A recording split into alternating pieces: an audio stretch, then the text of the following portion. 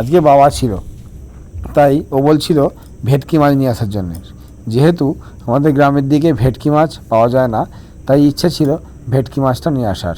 আমি কিন্তু সকাল থেকে মানে কাল সন্ধ্যে থেকে ভেটকি মাছটা খোঁজার চেষ্টা করছি, কিন্তু ভেটকি মাছটা পেলাম না। অবশেষে মন মরা হয়ে ঘরে আসছি, দেখছি মাছের বাজারের একটা দোকানদার পমফ্রেট মাছ নিয়ে বসে আছে। পমফ্রেট মাছটা দেখে বেশ খুব ভালো লাগলো এবং হাতে নিলাম, দেখলাম মাছটা খুব গ্লেজি মাছ, চকচক করছে এবং মাছটা খুব টাইট, শক্ত রয়েছে। আমি জিজ্ঞেস করলাম কত করে, বললো 800 টাকা। আমি বললাম কী গো কাকা, একা পেয়ে বাচ্চা ছেলে পেয়ে ঠকিয়ে নিচ্ছ?